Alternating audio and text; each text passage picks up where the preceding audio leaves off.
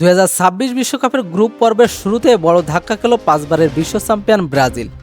New ইয়র্কের MetLife স্টেডিয়ামে মরক্কোর রক্ষণাভাগকে ইস্পাতের কঠিন দেওয়াল ভাঙতে পারল না সেলেসাওরা। তাই হাই ভোল্টেজ ম্যাচটি শেষ পর্যন্ত 1-1 গোলে সমতা হয়।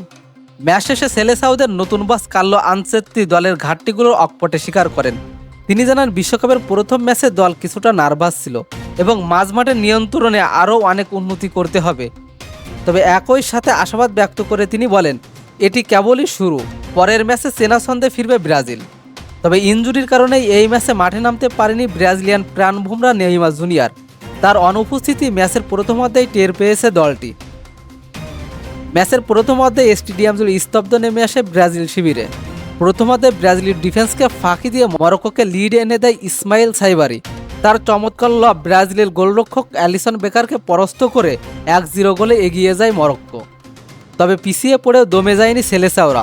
বিরতির ঠিক আগ মুহূর্তে কঠিন কোণ থেকে এক দুরন্ত গোল করে ব্রাজিলকে ম্যাচে ফেরায় রিয়াল মাদ্রিদ তারকা ভিনিসিয়াস জুনিয়র। ব্রাজিলের জার্সি গায়ে 50তম ম্যাচে এটি ছিল ভিনিসিয়াস জুনিয়রের 10তম আন্তর্জাতিক গোল। তবে শেষ পর্যন্ত আর কোনো দলই গোল করতে পারে নাই। পুরো ম্যাচের পরিসংখ্যানের দিকে তাকালে দেখা যায় 55% বল পজিশন নিয়ে আক্রমণে এগিয়েছিল ব্রাজিল। সেলেসাওরা কর্নারেও পায় 6টি, যেখানে মরক্কো পেয়েছে মাত্র 2টি। তবে ফাউলের দিক থেকে ব্রাজিল কিছুটা আক্রমণাত্মক। পুরো ম্যাচে তারা 16টি ফাউল করেছে, যেখানে মরক্কো ফাউল করেছে মাত্র 14টি। মরক্কোর গোলরক্ষক ইয়াসিন বুনোর দেওয়াল ভাঙতে না পারায় শেষ পর্যন্ত পয়েন্ট ভাগাভাগি করে মাঠ ছাড়তে হয় আনচেত্তির শিষ্যদের। তবে পরবর্তী ম্যাচে ঘুরে দাঁড়ানোর আশ্বাস দিয়েছে ব্রাজিলিয়ান কোচ। তবে দেখা যাক পরবর্তী ম্যাচে ঘুরে দাঁড়াতে পারে কিনা এই পাঁচবারের বিশ্ব চ্যাম্পিয়নরা।